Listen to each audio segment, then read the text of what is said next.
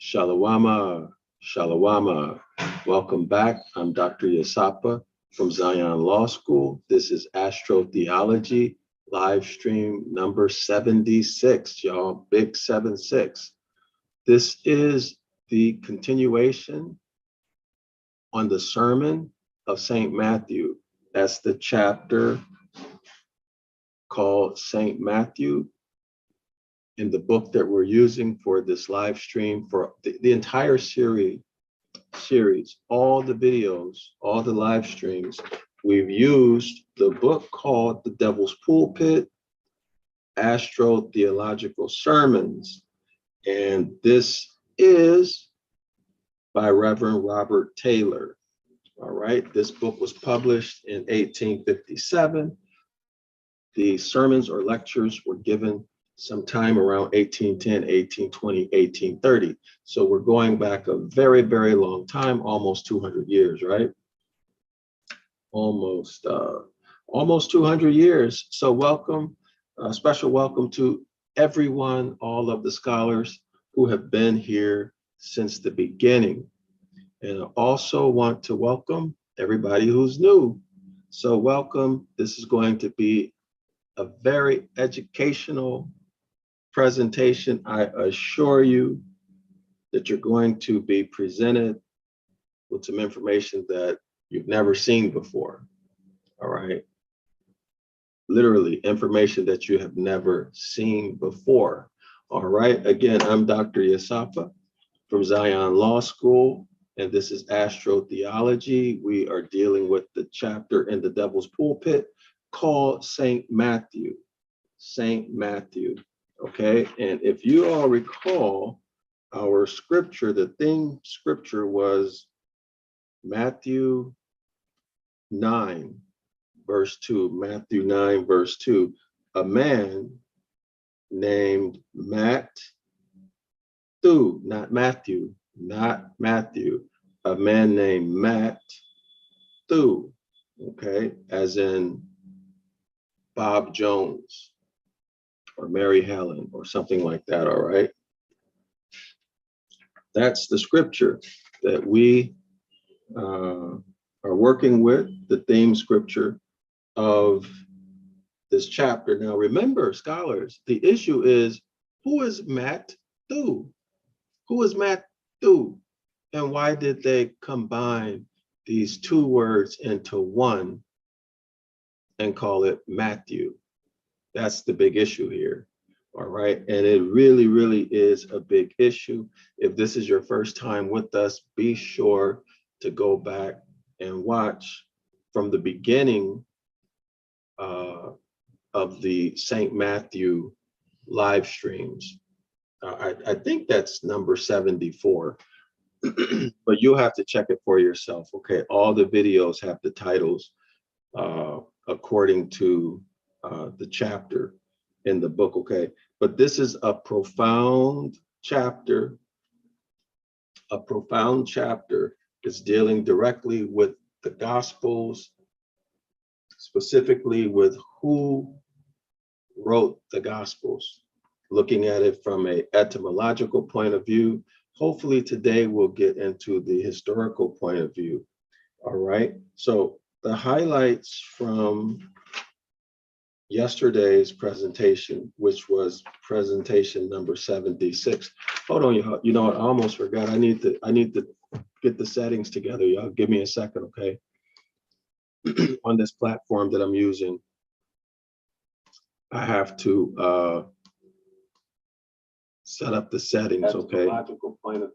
So y'all give me a minute, okay? Let people know that we're here. If you could be so kind to do that for me. Call somebody, text somebody, and let them know that we are live with Astrotheology, presentation number 76. All right, presentation number 76. Excuse me. Call your mother, your father, your brother, your sister, your son, and your daughter, and your friends. All right, and let them know that we are live right now. This is information that nobody should miss. Everybody should get this information. Not to make you change your religion. That's your personal decision. More important than that is to get you educated so you can be conscious of what you're believing and why, right? And you can have a viewpoint outside of doctrine, all right? That's the point. That's the point.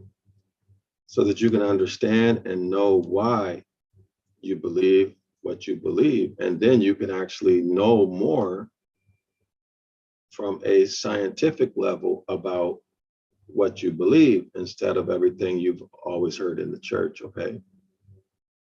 For the various reasons that we have discussed many, many times. Y'all, everybody probably is already aware from what the author claims is that almost all, if not all, clergy, pastors, preachers, imams,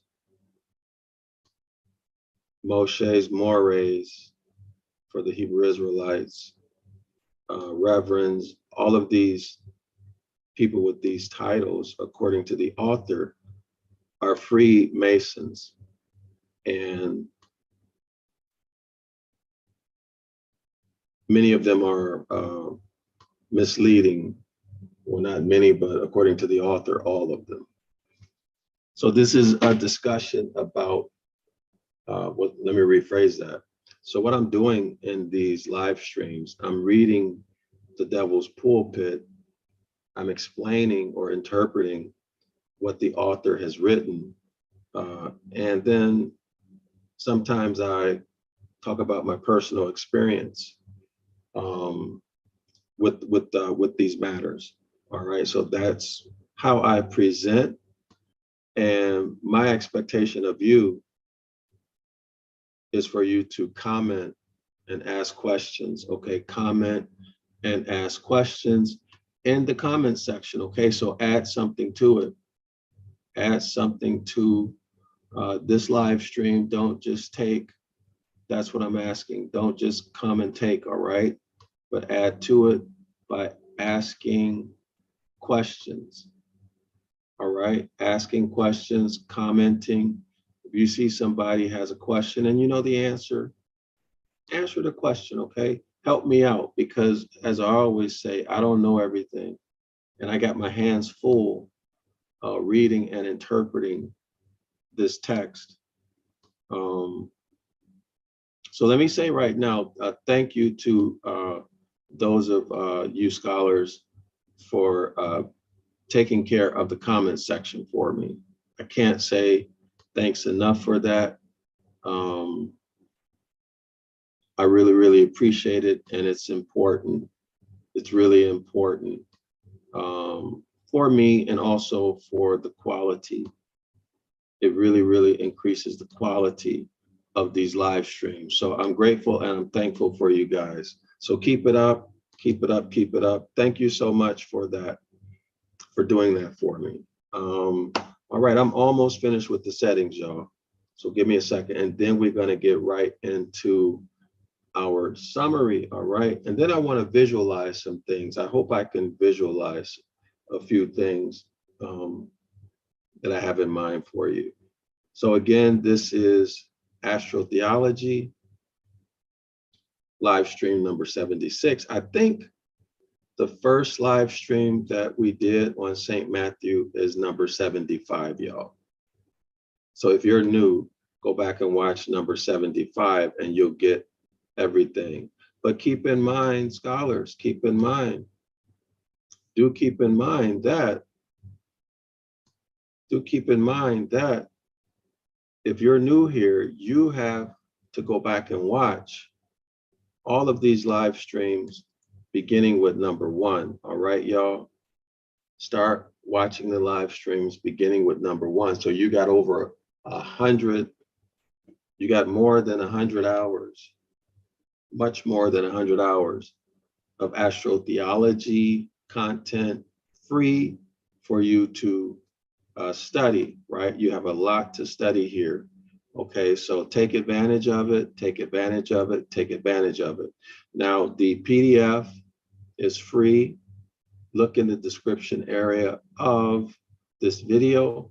All right, look in the description area of the video, and you can get the PDF. It's free. All right, you get the PDF, it's free. And importantly, print the PDF. Print the PDF, because you'll need a printed copy. Okay, you will need a printed copy if you want to be able to follow along as I visualize constellations or whatever the author is talking about that we need to see. Okay, so in other words, you won't be able to look at the PDF. You'll be looking at the screen, looking at a constellation or art or an image or something. You'll be visualizing something. Okay, so having the printed PDF, you'll be able to look at it and then also read the PDF. Okay, y'all? So take some time out and print that PDF. Okay, print that PDF. All right, so now let's get into it. I got to pull up the, let me pull up the PDF, y'all. I thought I had it up.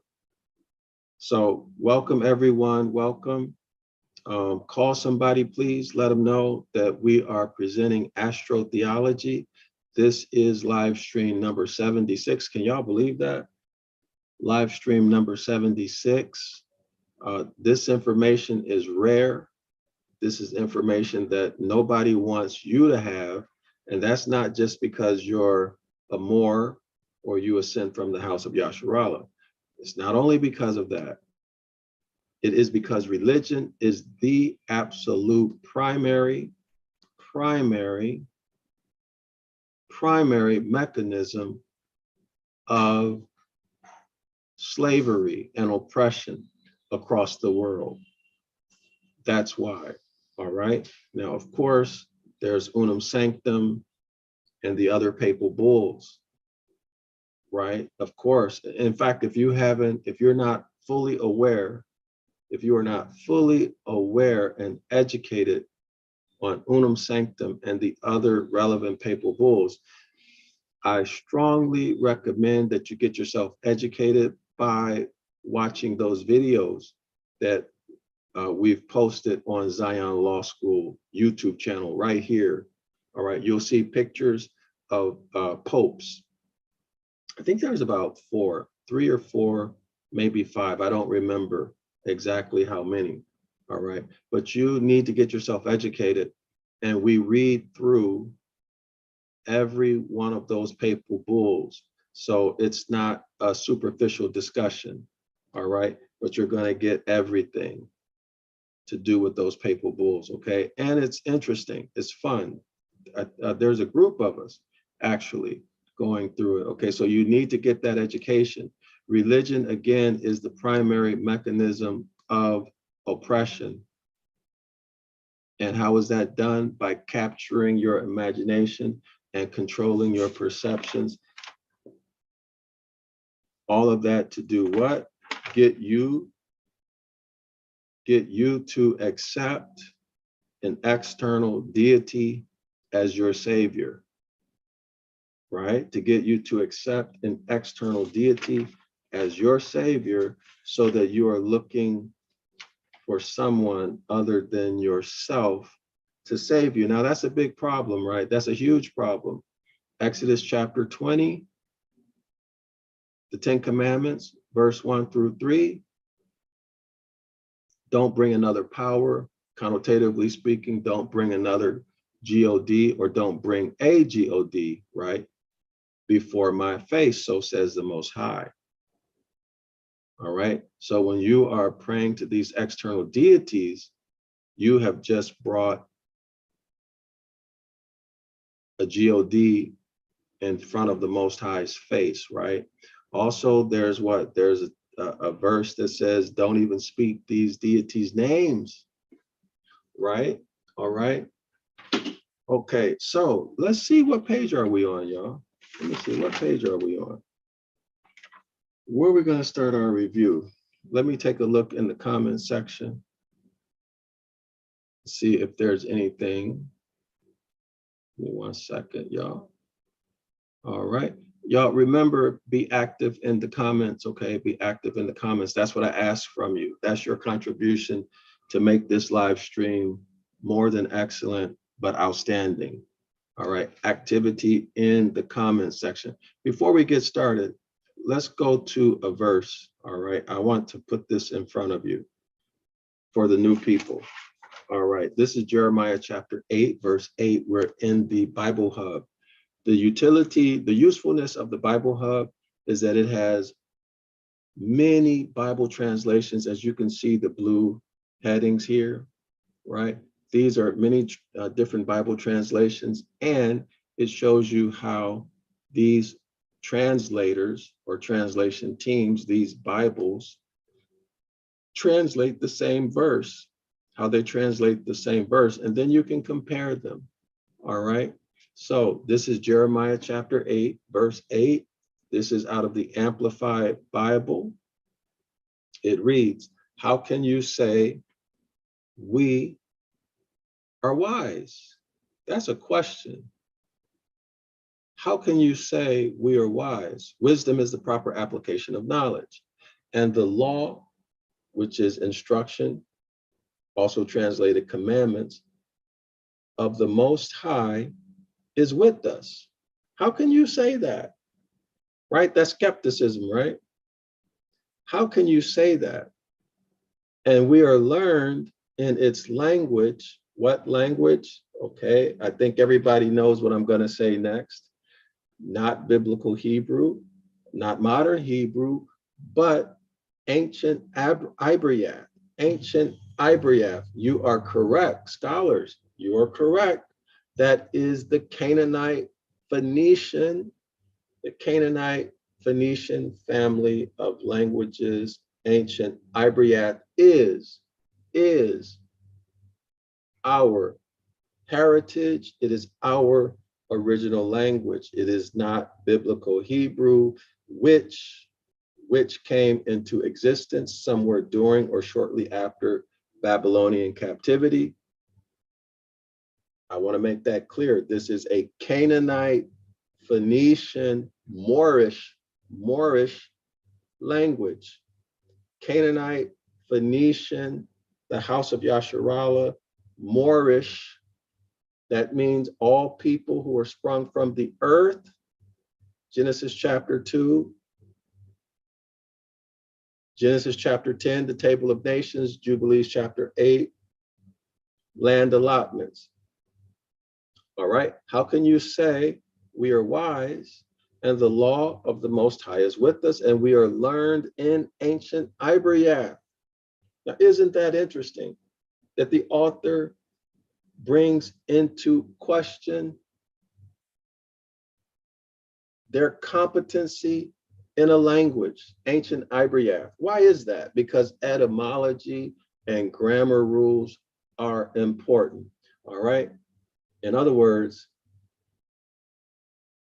if you don't understand etymology and grammar, parts of speech, so on and so forth, you cannot, what? Here's the key word. You're not going to be able to apply wisdom properly, right? Because you can't read. You can pronounce the words, but you have no or low reading comprehension, all right?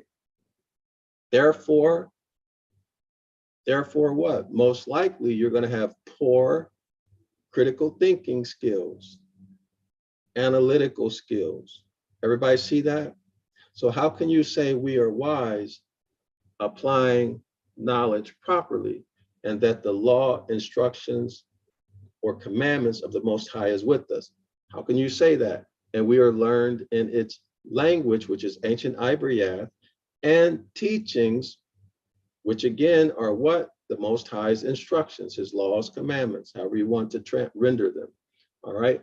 Behold, remember this first sentence was skepticism, right? This was saying no, you can't say we're wise. You can't say the Most High is with us, right? You can't even say that we understand our own language, that we're competent. in Ancient Ibaryath, or the law. Here's why I'm saying that. Behold, look at this, scholars. The truth is that, y'all see that? The truth, all right. So the truth, all right. The truth is that the lying pen of the scribes, your ancestors, the lying pen of the scribes, the house of Yasharallah ancestors, so-called Israelites. The truth is that the lying pen of the scribes, your and my ancestors, has made the law into a lie. Understand that. Has made the law into a lie. Now, whoever has told you that everything written in the Bible is true, you see that they either don't know that it's not true or they intentionally misled you. It's got to be one or the other, right? Either they honestly didn't know or they honestly deceived you with intent, all right? Malicious, malice, intent, if they deceived you on purpose, all right? Now, that's just what it is, okay? Now, behold, the truth is that the lying pen of the scribes, our ancestors, has made the law into a lie, a mere code of what? Ceremonial observances. Ceremonial observances, a mere code of ceremonial observances.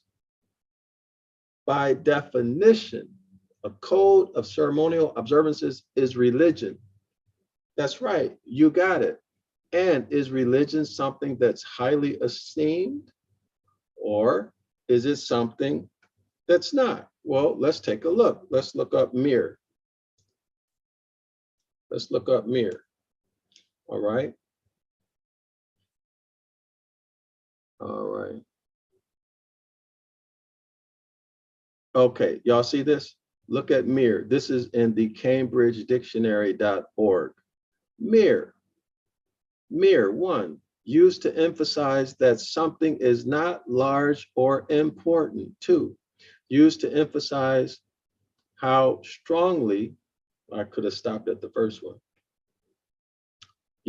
Used to emphasize how strongly or how extreme a situation is. Y'all see that? Used to emphasize how strongly or extreme a situation is. Why is it extreme? Because the curses are extreme. Why is it extreme? Because the curses are extreme. I'm going to show you this. This is for the new people, y'all. Be patient. If you already know this information, be patient. We have to think about those who are new into this information, okay? So please be patient. We'll get into the lesson soon. All right. Okay. All right. So this is Deuteronomy chapter 28, verse 15. Notice what it says here. However, if you do not obey the Most High your power, and do not carefully follow all his commandments and decrees I'm giving you today, all these curses, all these punishments, all these extreme punishments, sickness, poverty, death, and of course, what? Servitude, loss of birthright, everything that you're experiencing today, and it was even worse in sometimes in history, okay? All of these real punishments, physical and psychological punishments, all of these what? Punishments coming from so-called governments, all of these punishments will come on you and overtake you. There's no escape. Understand that there is no escape. It says overtake you. You can't go to Asia and get out of it. You can't go to Africa and get out of it. You cannot go to any of the islands, any continent on this earth and get out of it. You got to face it. Why? Because you are what?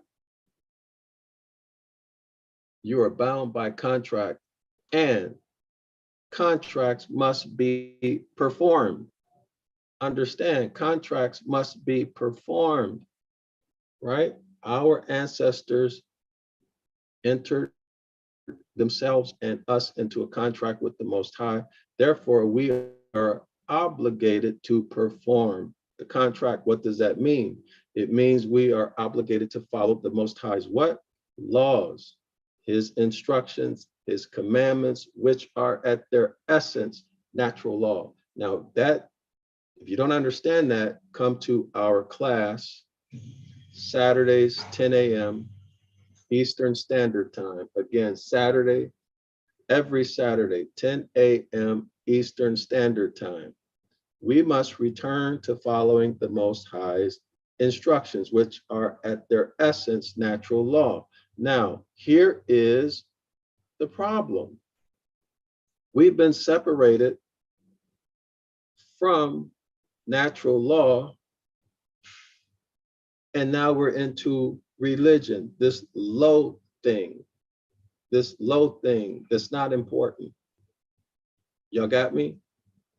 We've been directed into religion, all right? And that's the big problem, all right? So why am I doing all of this?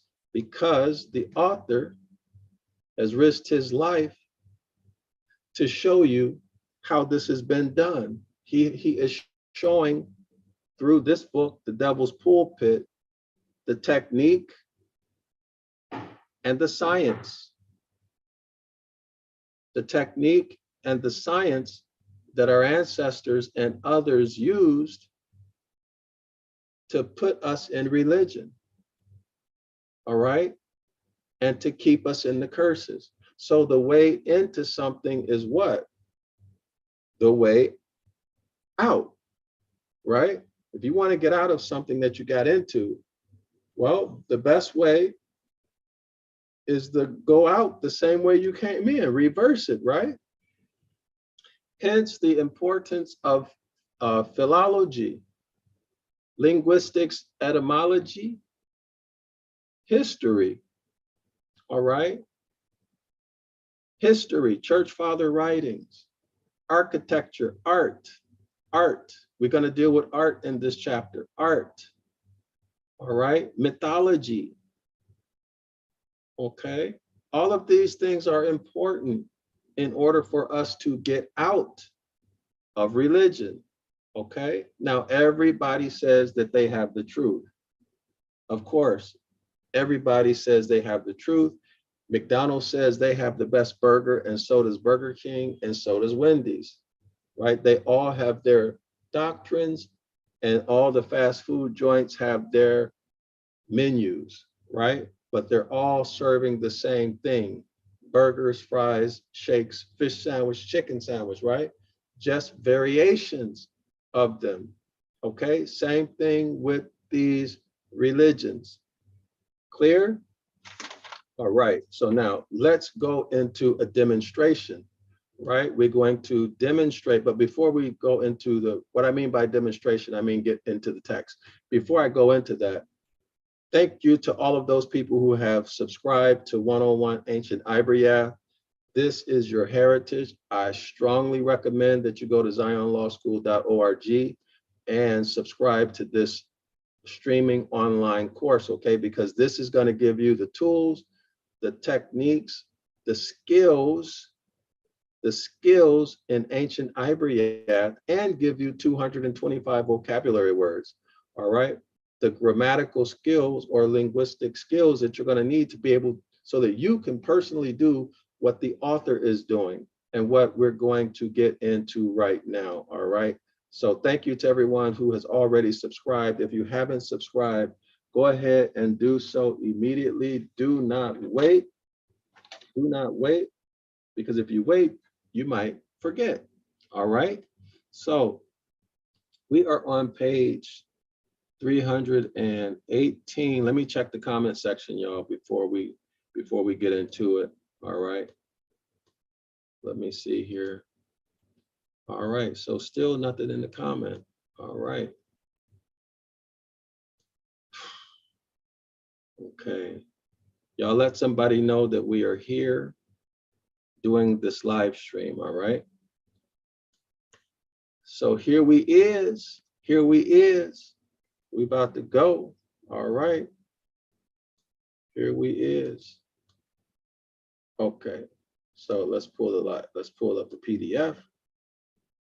All right, here we are. So let's get into our review. Now, one of the things I thought was very interesting is that the author, according to the way I'm reading this, says that, hold on, yeah, okay, all right. The author says that the Gospels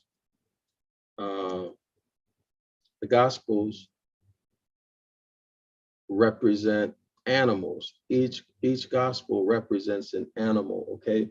So let me show you, let me refresh your memory, or if you're new, this is going to be new to you, okay?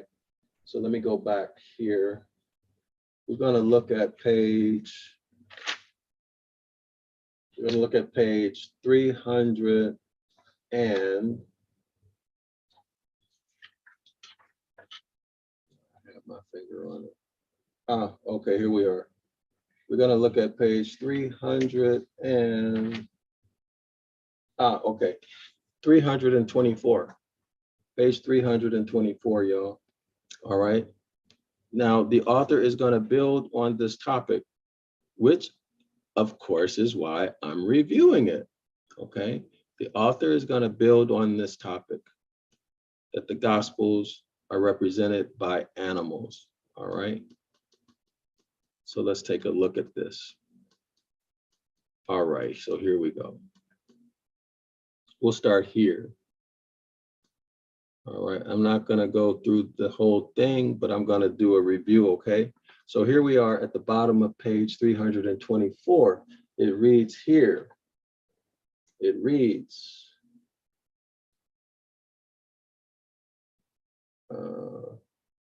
okay, it says Mathew's lion. Now, y'all go back and watch yesterday's presentation. That was number 75. For more on this if you want the full reading, but read it yourself in your own PDF, okay? Mathew's lion, everybody see that? Let's skip down to here. Next, it says, so we have Mathew's lion, and then we have Mark, Saint Mark. Where is this? Okay, let me skip that. It says, there is St. Luke with his mad bull. All right, and then there's John with his eagle. And then there's, where's Mark? Hold on, y'all, I gotta find Mark.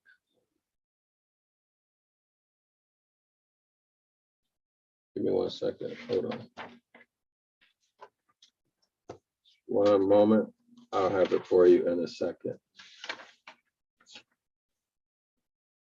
All right. For some reason, y'all can't find it. Hold on. I was just looking at this before I went live, y'all, to review it. Now I can't find it. So it's probably right in front of my face. You know? Oh, well, we'll get to it, okay? We'll get to it. But just keep in mind right now, Matthew, the lion, Luke, the bull, John, the eagle. All right, John, the eagle. So we have to find Mark. It's probably right here in my face and I don't see it. But anyway, we will continue. Now, remember, the author keeps reminding us that these religious leaders, these Freemasons, these priests, judges and lawyers and the royal family, right, there in London, are all secretly Freemasons, and they all work together to preserve and protect and to push Christianity, all right, secretly. In other words, they're using the wealth and force, the power of government, the political system, and the court system to further or to force people into accepting and following Christianity. This is one of the author's major claims, all right? So now let's continue. We need to focus on these animals, all right, as we proceed. I think that's the only summary I'm going to give you now on the topic, but let's see if we can visualize. Let's see if we can find something on the internet, some images, okay, y'all? Let's see if we can find some images. All right. Let's see, Matthew. Let's put St. Matthew. So the author claims that the art in the pages in the 1800s and before then, there were animals on the title pages. So Matthew had a lion. So let's see if we can find that. Let's see if we can find a picture of it. All right, and we'll do it for each of the Gospels. There we go. All right, so that checks out. The author was saying that on the title pages of each of the Gospels, you will see. So for example, with Matthew, you would see a lion. Now this says Matthew of St. Mark, a lion of St. Mark. The winged lion is a symbol of St. Mark. All right. So let's see. Am I reading that right? Let me go back to the book, y'all. So according to the author, on page 324, it says here,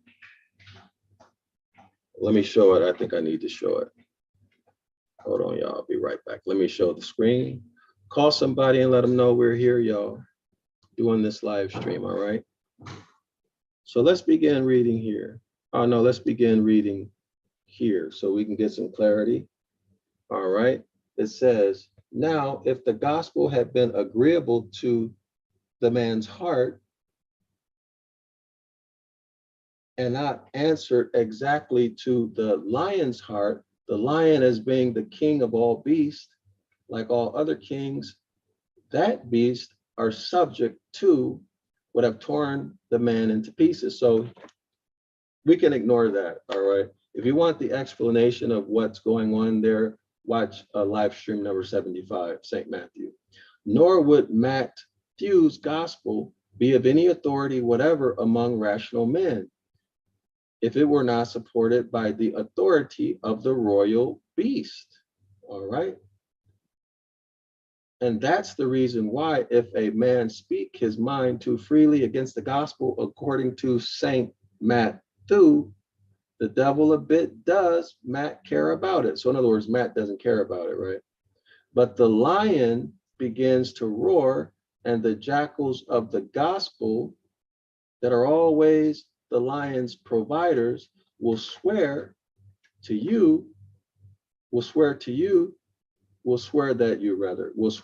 you set it against the peace of their sovereign, capital L-O-R-D, the king, his crown and dignity. And you may reckon it a bit of the devil's own luck if you don't get kicked or cast into the lion's den. In other words, if you start asking questions too much or of the style they don't like, they're going to kick you out, right?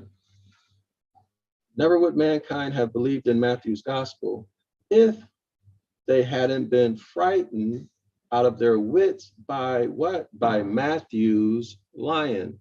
By Matthew's lion. Y'all see that? if they hadn't been scared out of their wits by Mathew's lion. So let me, hold on, I'm trying to go back and forth from my printed copy to this PDF because I want to highlight it for y'all. All right, it's somewhere in here. Oh, somewhere in here. Oh, here it is, y'all. So Matthew's gospel is the lion, according to the author. Now let's go back and take a look at that art. All right. I trust things that are old more than I do that are new, y'all. All right. So I'm going to stick with what the author says. You guys can stick with what you want to stick with, whatever that might be. But keep in mind, the point is that these beasts represent the gospels.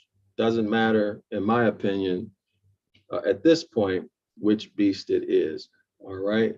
So Matthew's lion, but it does matter. It does matter when we get into the astronomical equivalents, okay? Because these have an astronomical equivalent. All right. So now there is Saint Mark with his little devil to remind us that the characteristic genius of the gospel, quote, he that believeth not shall be damned. There is Saint Luke with his mad bull. So now let's look at Saint Luke, bull, Saint Luke. Saint Luke's bull, and see what we find in art. All right. Symbol of Saint Luke. Symbol of Saint Luke the evangelist. Y'all see it? Bull with wings. Everybody see that? Symbol of Saint Luke, the bull with wings. Okay. Here it is again, scholars. Symbol of Saint Luke, the evangelist. Keyword what? The evangelist. Symbol of Saint Luke, the evangelist. Bull with wings. All right. There we have it. Okay. Symbol of Saint Luke. Another one here. All right. Bull, Catholic community of Saint Luke, the evangelist. See, Saint Luke, the bull. All right, this bull has wings. Okay, so we've seen Matthew or Mark's lion. Now we're looking at Saint Luke's bull.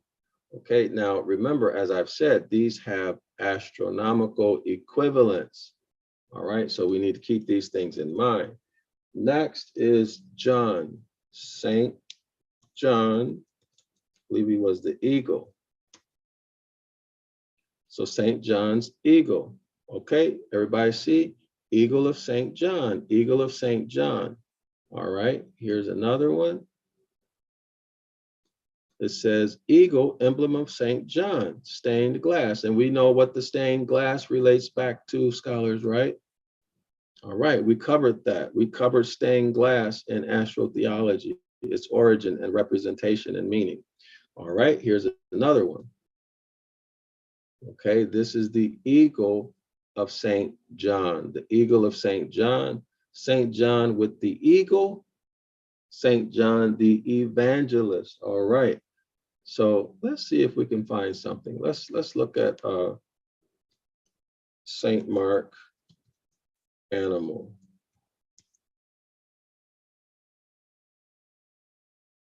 Let's see. Lion of Saint Mark. All right, so let's see Saint Matthew. Saint Matthew's animal.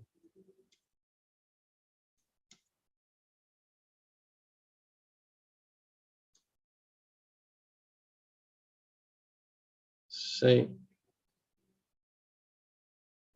Okay, I don't see an animal here. All right, I don't see an animal for Saint Matthew. So I'm going to continue. I trust the author, right? Myself, I trust the author. because I've been reading his information. I don't know who made these images, right? Okay, so we don't see an angel. Actually, maybe Mark is the angel. We'll see. Maybe Mark is the angel or the man's face, but we'll see, y'all. Okay. All right, let's get back to the text. Keep that information in mind because we will be referring back to these animal representations. Okay. Now, again, remember the author made the claim that these animal images appeared on title pages in the old or the well, in the Bibles 200, 300, 400 years ago, okay, for the Gospels. And then they took them off. This is what the author claims. All right. So let's go back to our PDF and continue. All right. So we are on page, if you haven't already subscribed, subscribe now. All right. We'd like for you to subscribe now and like and share the video, y'all. I'm putting the work in, and so the least you can do is like the video so that other people can find their way here. Let me see in the comments section. Gavin in.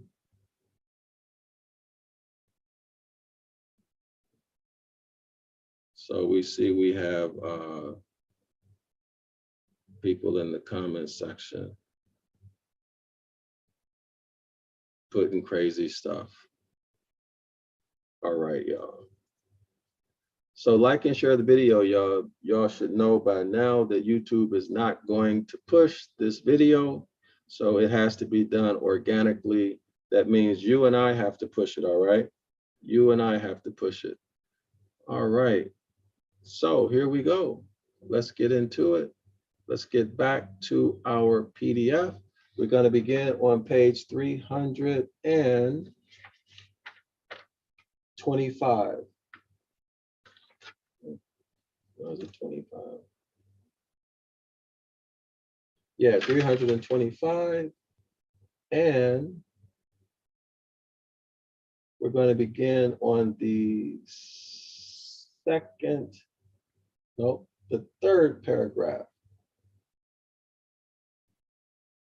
Nope, the second paragraph. I remember where I was. All right. Yeah. This is a bit confusing. I have so many windows open and I'm going back and forth, y'all, trying to manage everything. All right, so we're going to begin there with the highlight. All right. All right, there we go. So let's begin. 1 second. All right.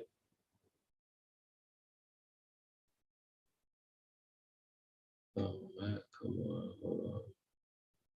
I'm trying to get it set up, y'all. All right, so here we go. Here we go.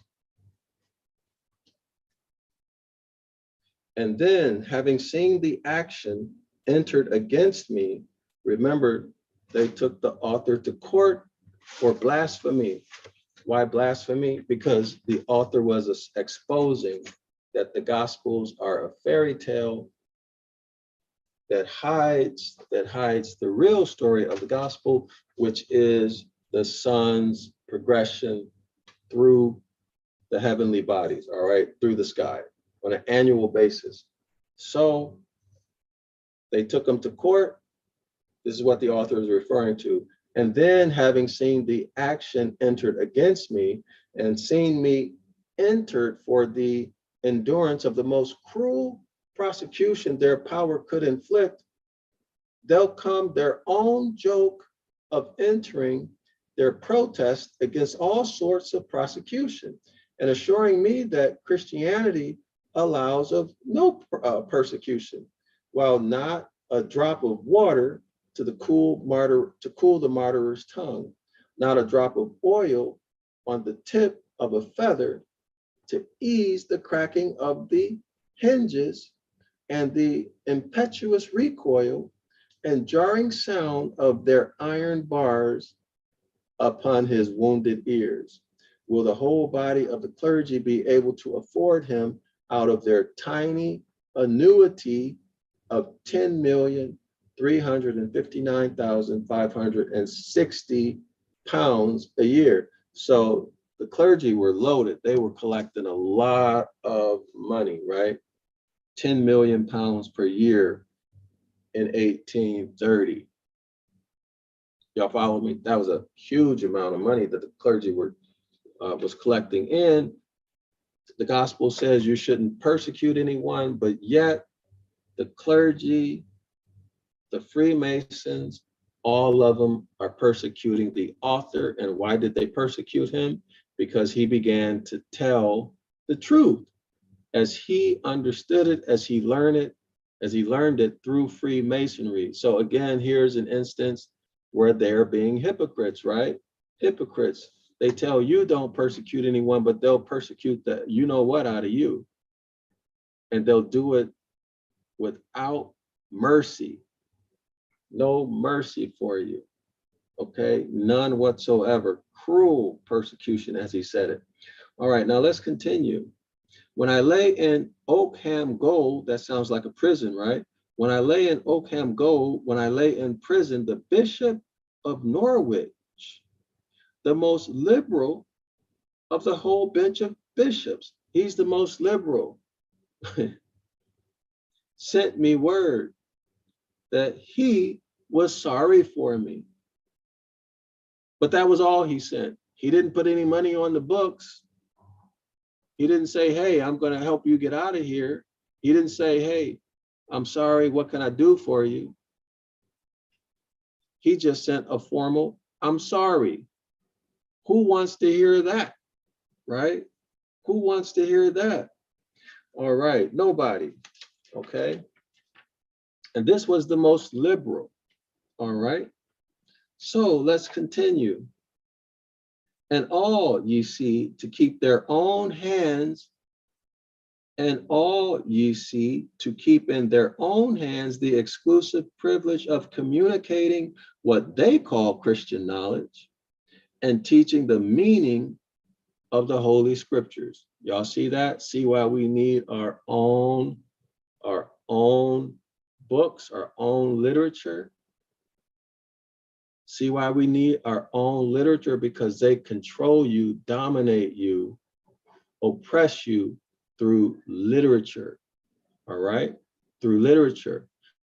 So as long as you or we are unwilling to support our own writers, like me, Dr. Yasapa's putting out and has put out Ancient Ibaryath material, right?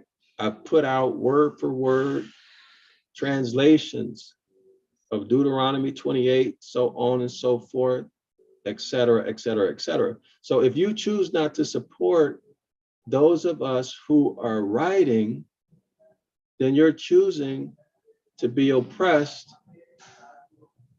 You're choosing to be oppressed by your oppressor. Let me read it again and then we'll continue. All ye see,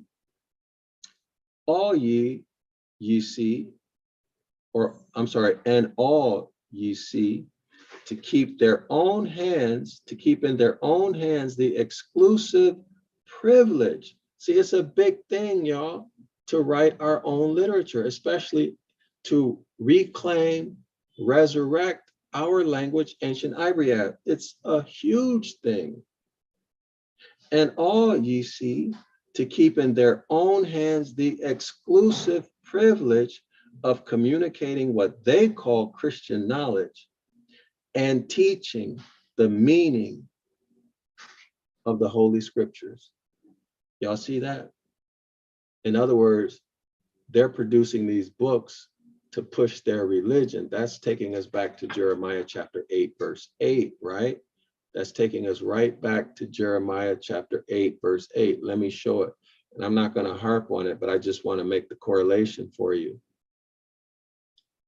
All right, let's go to Jeremiah 8. Hold on. Wait a minute, y'all. Jeremiah 8, verse 8. So you can see the correlation here.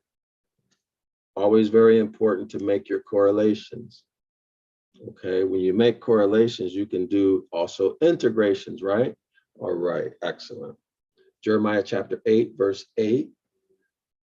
Jeremiah chapter 8, verse 8 in the Amplified Bible reads, how can you say we are wise and the law of the Most High is with us and we are learned in its language and teachings? Behold, the truth is that the lying pen of the scribes, see that? The lying what? Pen. The lying pen, that means written works, books, letters, publications. The lying pen of the scribes have made the law into a lie. So as long as you are buying your oppressors' literature, their books, etc., you are what? Choosing, you're making a choice to allow them to oppress you and keep you separated from the Most High. The lying pen of the scribes have made the law into a lie, a mere code of ceremonial observances. Ceremonial observances is religion. Christianity is a religion. All right, so that's what I want to show you. Let's go back to the PDF. So it's very important for people like me and others who are producing Ancient Ibaryath literature for you to support.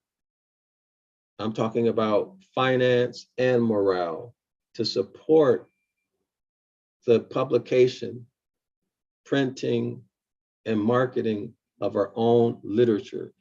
All right, so here we are. Here we are. And we see this coming out of their school of thought, right? And all ye see to keep in their own hands the exclusive privilege of communicating what they call Christian knowledge and teaching the meaning of the Holy Scriptures. All right, so those of you who have been around me or with me for a while, you already know that I am in process and preparing to write the first 5 books of the Hebrew Scriptures in Ancient Ibaryath with their literal meaning in English and parts of speech. All right. In other words, I'm going to take out all of this religious doctrine and give you exactly what it means. All right. Now let's continue. So if you want to support that,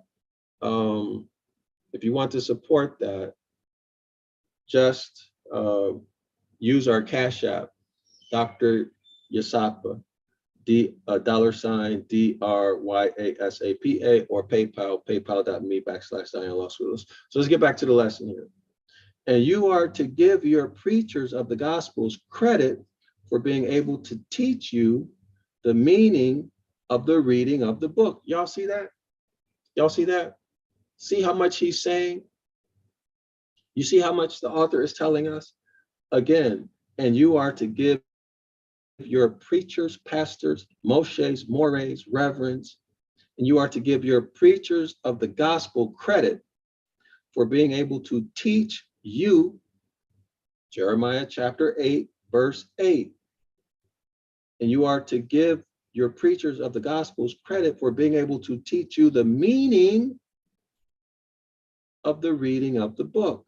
They can create the meaning that they want in the translation. This is why it's so important for us to have our own literature and for that literature to be produced with the literal meaning, no doctrine. And that's what I, Dr. Yasapa, am doing for you with our I Can Read Deuteronomy Chapter 28 series of books. The links are in the description area of this video.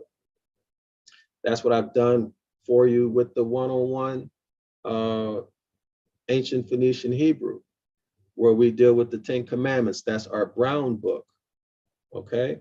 And that's what I'm going to do for you when I write, or as I write, the first 5 books of the Hebrew Bible. All right. Now, do you see how they are dominating you? See what the author is telling you, us indirectly? Let's read this again. And you are to give your preachers of the gospel credit for being able to teach you the meaning of the reading of the book. Where did they get it? Because they read it in English. How did they read it in English? Because somebody translated this text out of Greek into English, and they made it say what they wanted it to say using what? Using what? Using etymology. Rendering words however they want to render it, making it up in many cases, or what? Or hiding the astronomical meaning of a word. How do they hide it? They simply don't translate it, or they render the word as something different than what it actually is. In our Saturday 10 a.m. Eastern Standard Time course, which is free for you, you'll see this, but you'll see it in the Hebrew scriptures, all right? You'll see it in Deuteronomy, all right? And you are to give your preachers of the gospel credit for being able to teach you the meaning of the reading of the book. When you see that those preachers don't themselves know the meaning of the pictures. What pictures? We just looked at the pictures. Let's go back and show these pictures again. Remember the pictures that we looked at of the St. John, St. Mark? Remember all of that? These are the pictures. So let's take a look at it. Let's say St. John. All right, these are the images that he's talking about that we looked at, remember? St. John, I believe, was the bull, and Luke the eagle? I don't remember right now. St. Luke was the eagle. These were the animals that appeared on the cover pages of the Bibles, of the Gospels. Remember, we looked at those images. All right, so this is what the author is referring to. Let's go back. All right, so let's continue. So the author is saying these preachers, they don't know what a lot of them don't know what these animal representations of the gospel evangelists mean. Why? Because they've been partying and drinking and having orgies and getting drunk and high with all their ceremonies. Remember, the author pointed that out to us, right? He said that the Freemasons, even in the 1800s, are nothing compared to what they used to be. They just party and get drunk and have orgies all the time. All right, now let's continue. Let's continue. The best part of every book in the world is the pictures. Even a sensible child might put your folly to blush. In other words, even a child can find out that you're lying if that child saw you so inveterate a fool as to fancy that you could understand the meaning of the book when you did not understand the meaning of the pictures. The pictures, sir, the pictures. Well, the author makes a good point here, right? Because a child very often can tell when you don't know what you're talking about, right? And children loves pictures. So if you can't explain the pictures, you definitely cannot explain the text, right? All right. As a matter of fact, if you're in school, K through 12 or college or grad, right, or professional, a good way to understand, to know rather, if you understand something, is looking at the graphics and the charts. If you can understand the graphics and the charts, then you have an understanding of the concepts that are contained in the text, right? All right. That's simple, but that's actually very important, what I just said. You can save yourself a lot of study time and increase your confidence if you understand what I just said and if you can apply it. All right, so now let's continue with, are we page 227? I think page, hold on. Sometimes y'all get to talking and I lose my place. All right. Okay, yeah, 226. All right, so here we go. Not till the days of the interference of our Protestant and Dietarian preachers in the publication and the circulation of the Bibles and Testaments was the authorized edition of the four Gospels ever put forth. And in other words, they did not put forth an authorized, I think he's talking about the authorized King James Version. Before there was competition, there was no authorized Bible. In other words, I'm holding all the cards. You can't see the book, right? I'm going to dictate and tell you, and you just need to believe me. If you don't want to burn in hell, or if you don't want your son, your daughter, your mother, father to burn in hell, you need to believe me. That's gangster, y'all. That's really gangster, okay?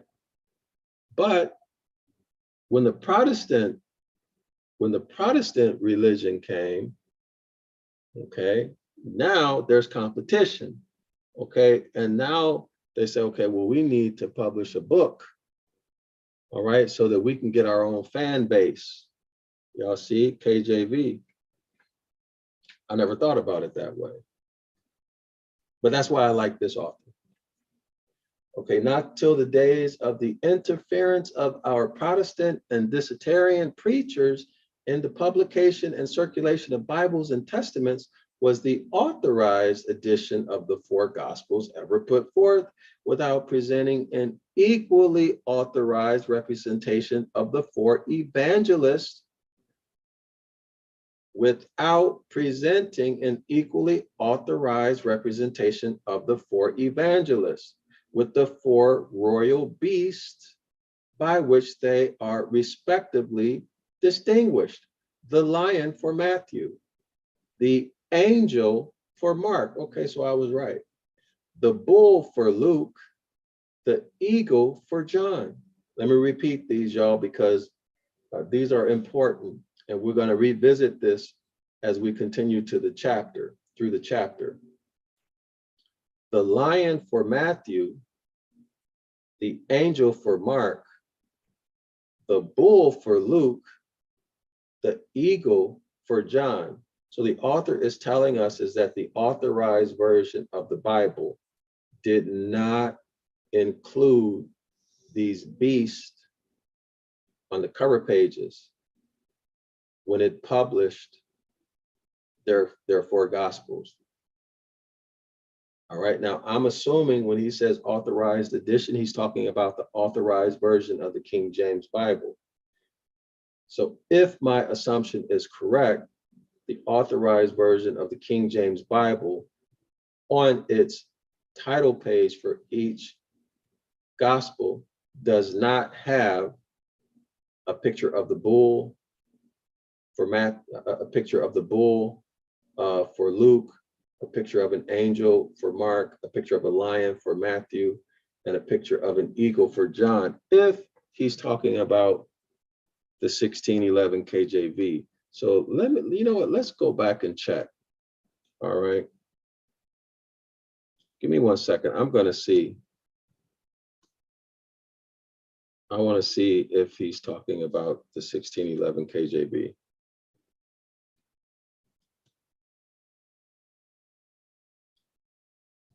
Let's see if we can find a PDF and see if it's on the cover of any of the Gospels. See if these animals are there. Because if not, maybe there's another authorized version that we don't know about, or maybe those animals are there, or maybe those animals are there and they're not showing it, right? They're hiding it. So let's see. Let's see if we can find.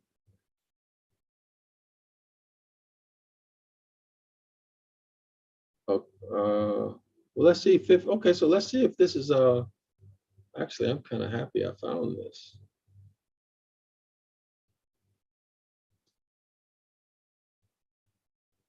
Let me see. Is this the PDF? Can I download this, y'all? Or is these for purchase? I don't see a download button, y'all. No, I don't see a download button. See, I would love to have these. I don't see a download button.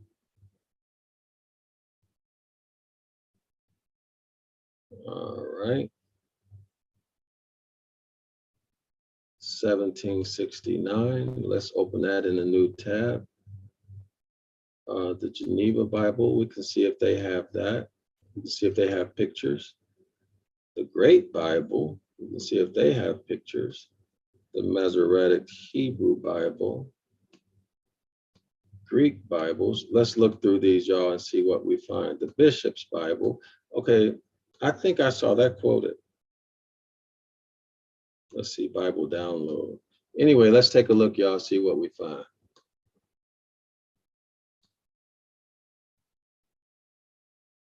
Huh. All right, so they're not giving us. All right, wasted our time. This is a waste of time. Let me close this out. All right, so let's close all of that out. It's not worth the time. All right, so let's see if we can find the 1611 KJV.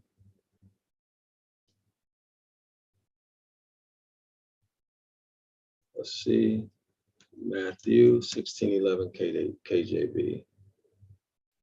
Mathew chapter 1.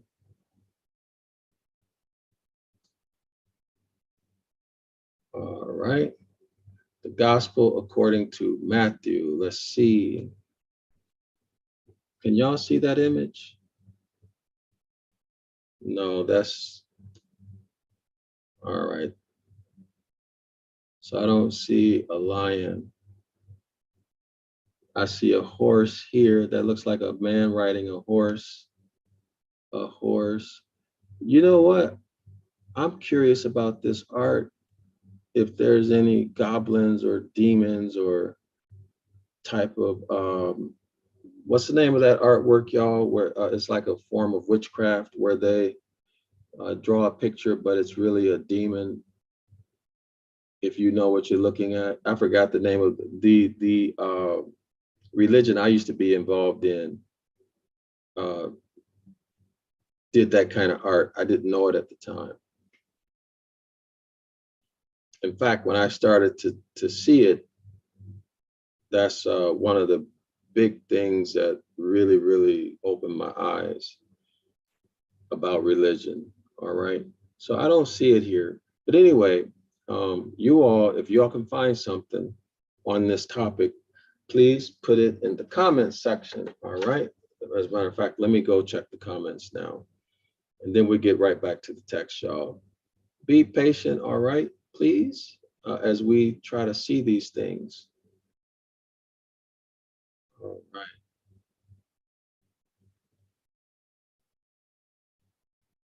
Okay. So here we are, back to St. Matthew. All right, so I don't see anything in the comments. So we'll go back to the PDF. All right, so here we go. Let's begin. All right.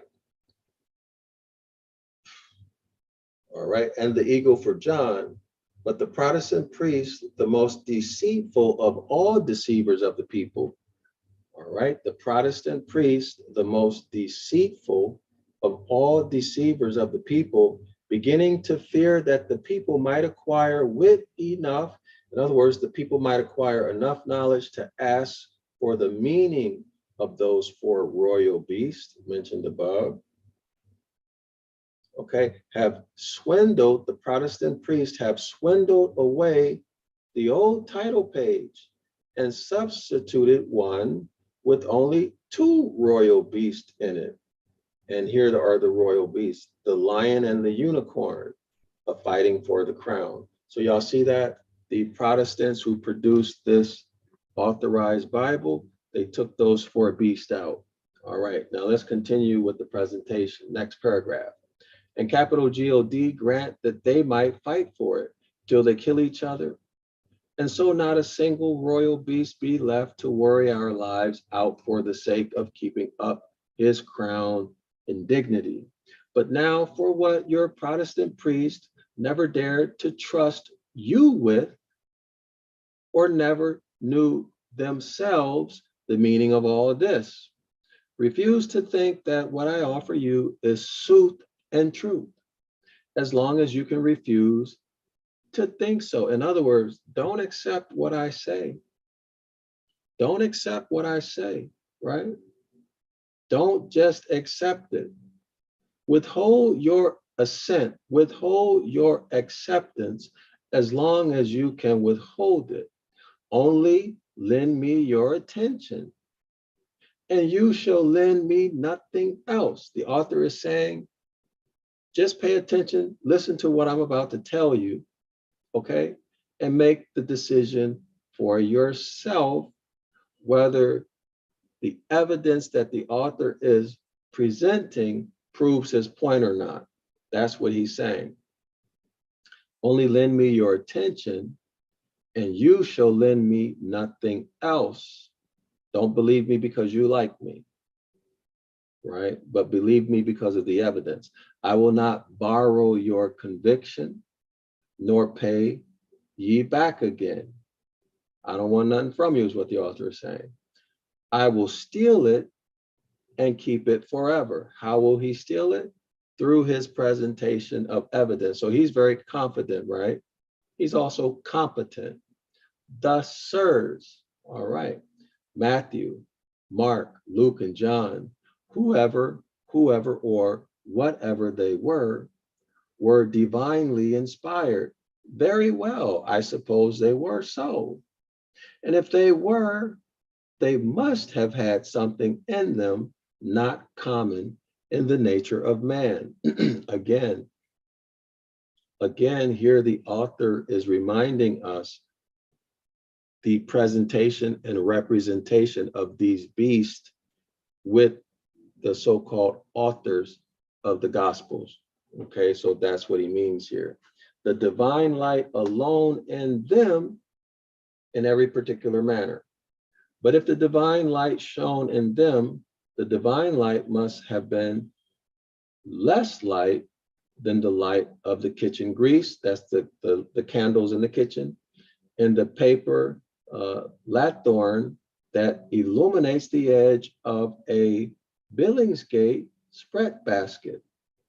All right, he's talking about candlelight. All right, if it hadn't shone, that's the light in them, in the wild beast as well as the wild evangelists. But if it was the understanding only of the evangelists that were illuminated, again, but if it was the understanding only of the evangelists that were illuminated, the devil's in it if the four-footed beast had not twice the understanding of a two-legged beast to be illuminated. So he's being sarcastic. All right, let's continue. And if it be urged that light is the only use, we'll repeat that. Hey, y'all, the lighting is kind of bad here, okay? So I'm trying to do the best I can with the situation. Where am I? Okay, so here we are. We are in the last paragraph on the page. Okay, so here we are. Here we are. And if it be urged that light is the only use of those, and if it be urged that light is only of use to those who have eyes to see with, Why then, the more eyes anything has, the more light it must want. Now, the four evangelists labored under the misfortune of having but one single pair of eyes apiece. And those little better than buried alive in their foreheads, all right? Okay, so the animals have two eyes. But the four beasts with whom they are invariably attended are, notice this, y'all, are described in the 4th of Revelation as being full of eyes. The four beasts that we're talking about, as described in the 4th chapter of Revelations, these beasts are described as what? Being full of eyes before and behind, so that they could see with their tails. And not only were they full of eyes before and behind, but it is added, they were full of eyes within. So now we're dealing with the four beasts in Revelation chapter 4. The author is relating the four beasts of the Gospels. Let's name them again: the lion, the angel, the bull, the eagle. The author is saying that these are the same beast, except for they have many eyes in the 4th chapter of the book of Revelations. All right, now let's continue. Next paragraph. A most wonderful provision that against their catching the cholera morbus, for the moment they felt they didn't know how, they had only to look at their own tribes to see what was the matter with them. Okay, again, I think the author is being facetious here. Let's continue. We're on page 327 of The Devil's Pulpit. This is a book written by the author and Reverend, as he titled himself, Robert Taylor. All right, the link to the free PDF is in the description area of this video, so make sure you download it. Okay, so let's go back to the paragraph. They are the very self-same beasts as those which ever accompanied the four evangelists. Y'all got that? They are the very same beast as those which ever accompanied the four evangelists. It is defined in the sacred text with the accuracy of natural history. Quote, the first beast, says the holy apostle, was like a lion, and the second beast like a calf, and the third beast had the face of a man, that's the angel, and the fourth beast was like a flying eagle. That's quoting from Revelation chapter 4, verse 7. Revelation chapter 4, verse 7 again reads, the first beast was like a lion, the second beast like a calf is a bull, and the third beast had a face like a man, the man is the angel, and the fourth beast was like a flying eagle. That's Revelation 4, verse 7.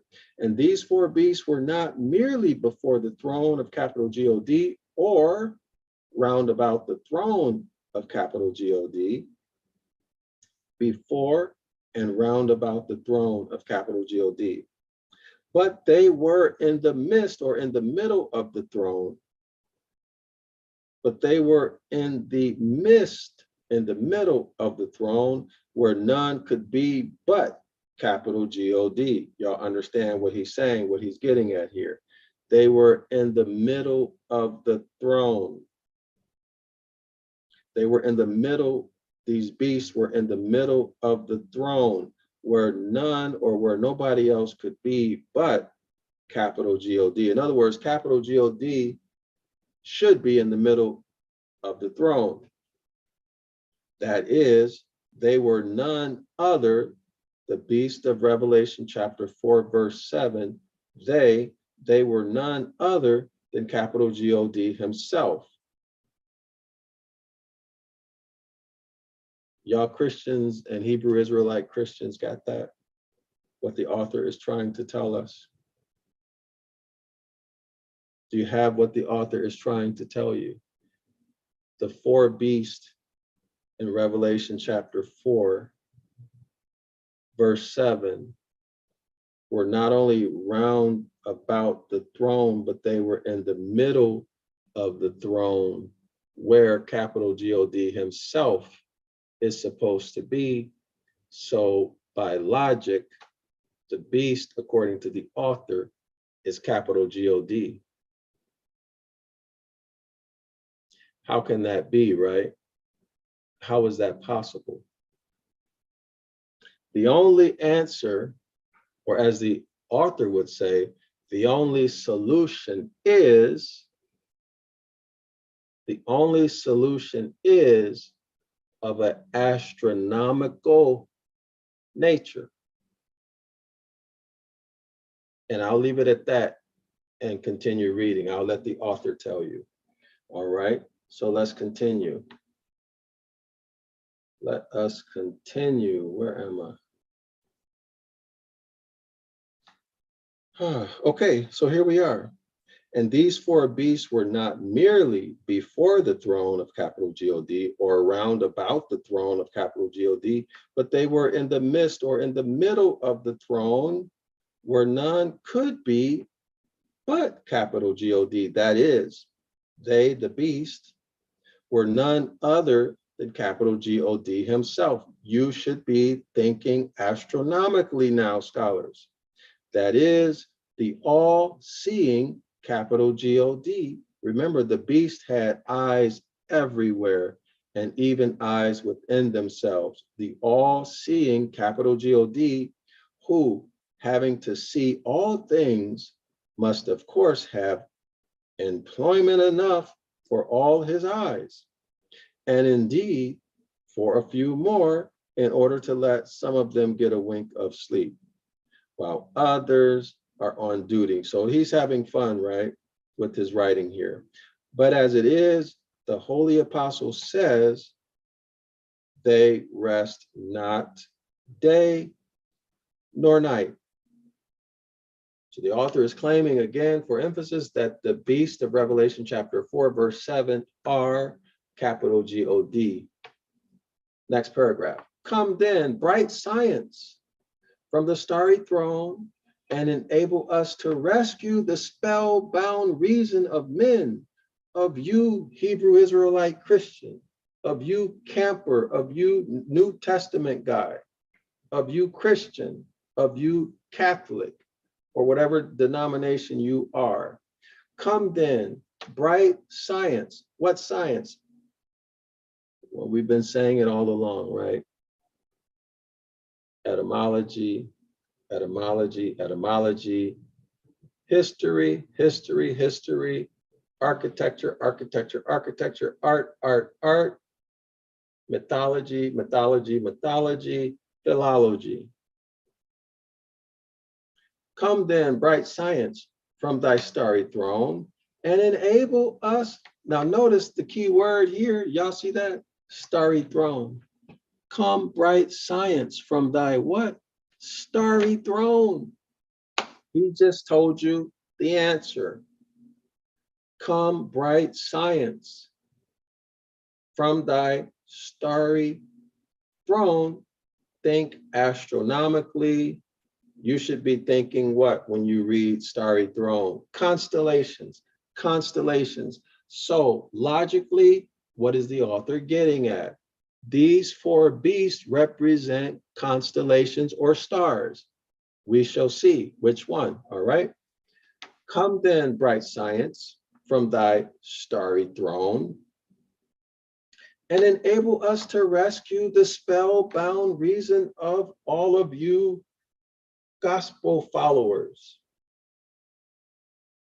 from the accused bondage of those priestly thieves who preach a gospel to their couched hearers, which they never believed themselves. Y'all got that? Which they never believed themselves. So these pastors, imams, well, not imams, but y'all know all of the Christian titles for religious leaders.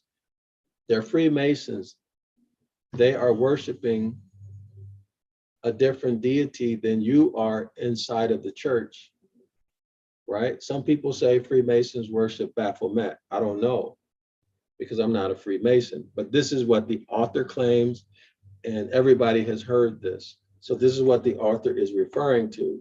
They got you doing something that they are not doing, right? You're worshiping something that they are not worshiping. All right, so let's continue.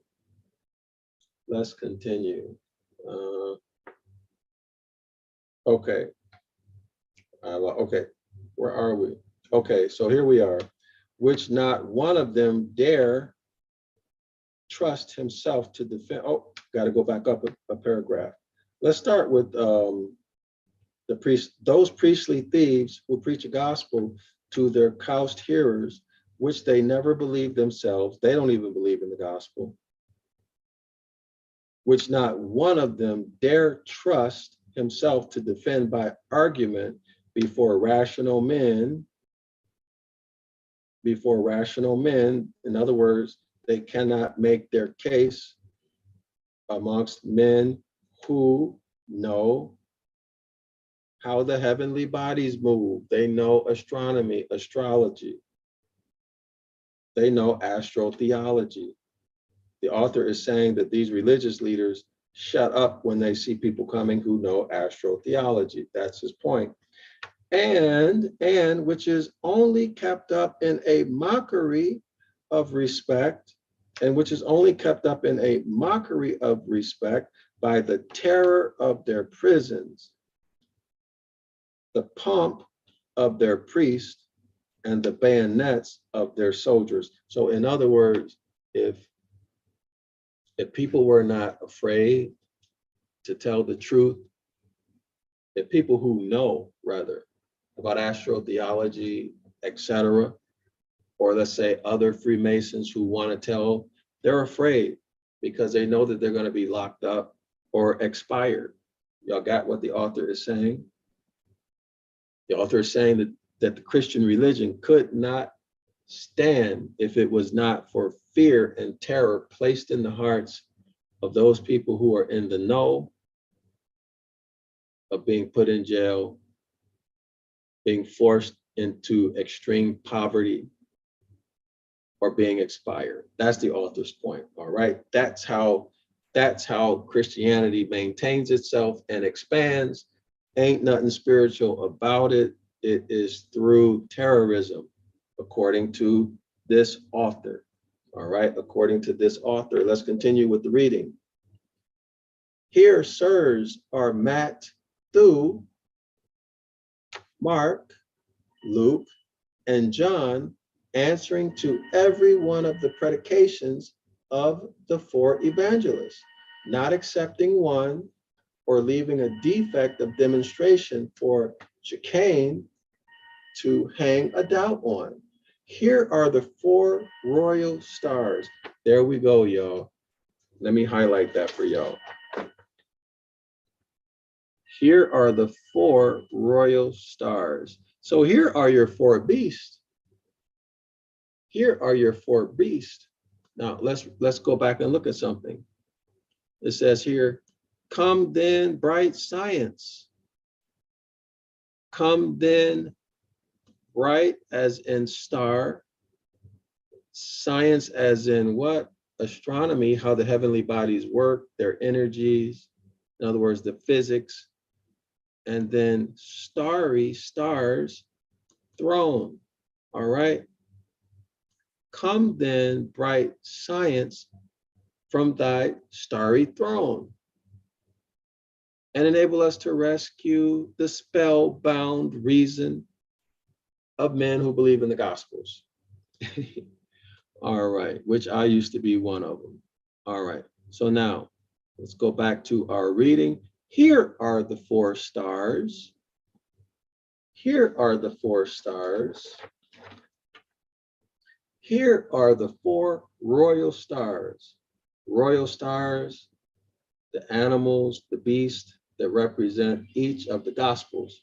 Here are the four royal stars as they were through eternal ages of bygone time, located in the invisible heavens to mark the place which the sun sun nears or approaches as he annually divides to us the 4 seasons of the year.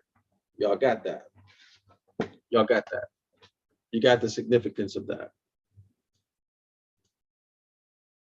Let's focus on the 4 seasons of the year. The 4 seasons of the year: winter, summer, spring, and fall, right? Winter, summer, spring, and fall. Okay, we're dealing with the sun. I need to look at my PDF. Give me 1 second. Now, what is he telling us? It says here are the 4 royal stars. Why is he calling them royal? At this point, it looks like they are royal because what? Why are they royal? As they were through eternal ages of bygone time, located in the visible heavens. Why are they royal? To mark the place which the sun, sun, nears or approaches. The stars are royal because they mark the place which the sun nears or approaches as the sun annually divides to us the 4 seasons of the year. That's why they're royal. They're marking each of the seasons of the year, the royal stars, the bright science. Matthew, Mark, Luke, and John, the beast, the lion, the bull, the man, the eagle, the 4 royal stars that mark the location of the sun, as the sun presents to us each of the 4 seasons. All right, saints they were called, and saints really they are. That name signifying as its derivation betrays, sons, sons, saints, sons, the derivation betrays sons, as each of the fixed stars is a sun. Each star is a sun, in which the circular halo of rays, with which the heads of their effigies were surrounded, expressly acknowledged.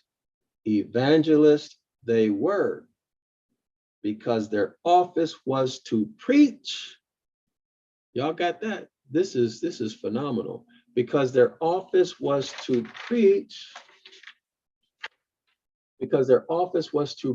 the acceptable year of the capital Lord, end quote, and to mark the predicament of Evan, that is of the deity whose name is spelled Bacchus, the sun, through the 4 seasons. For they are, because there are but 4 seasons of the year over which these 4 royal stars preside. The 4 royal stars preside over or mark each season: winter, summer, spring, and fall. Matthew, Mark, Luke, and John, they are names never found in the language of any Jewish nation upon earth, but betraying in their derivation the most accurate description of the 4 royal stars. Again, Matthew, Mark, Luke, and John betray in their derivation the most accurate description of the 4 royal stars. In other words, In other words, you'll find a description of the 4 royal stars that mark each of the seasons. You'll find that when you look at the etymology of Matthew, Mark, Luke, and John. Regulus, next paragraph, y'all. Regulus, which is Saint Matthew, or Cor Leonis, the heart of the lion, which the sun sun, which the sun sun enters about the 2nd of July and leaves about the 23rd of August, when the earth begins to give her fruits. And thence this star, Regulus, and thence Regulus gets the name of Saint Matthew, which is most literally the sun, the gift, the capital God, the most expressive designation of the sun's bounty. What bounty? The harvest, and of the heat at that season, summer season. And here is Matthew, not only with his lion, but in his lion, the very heart of a lion. Y'all got that? A lion, of course, has a lion's heart, the heart of a lion. And here is the beast in the throne of capital God. And see if he is not full of eyes before and behind. He has got an eye in his tail, the nab, and the eye within him, which is his heart itself. So the lion's heart is an eye in itself. And these eyes never sleep. They never rest, day nor night. Formohalt in the fish's mouth, Jonah in the whale's belly, swallowing the water which is effused from the urn of the Aquarius of January is Saint Mark. Aquarius is Saint Mark is Formohalt. I need to look up Formohalt. I think it's a fish, but let's be sure. Let's be sure. All right. So Matthew is the lion.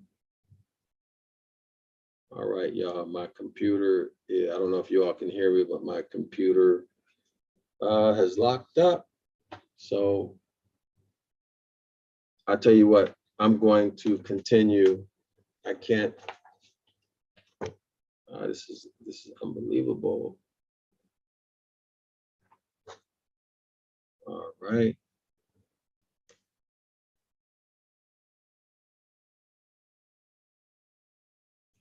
All right, y'all, give me a second.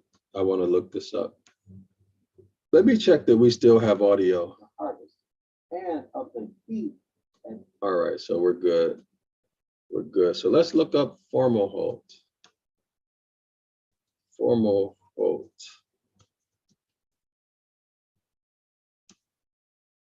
right, so I'm going to show it. I wonder what happened to everybody. So let's see. Are we online? What's going on, y'all?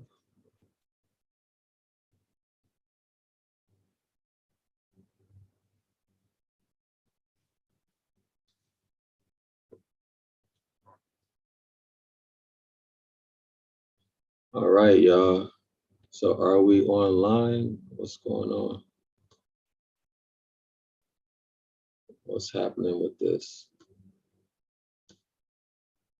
All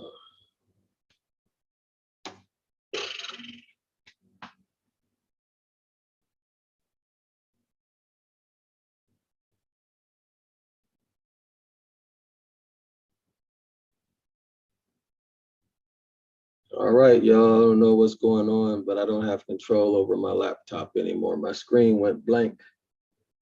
I don't know if you can hear me, but my screen is blank. I can't, so let's give it a minute or two, see if it's going to come back on.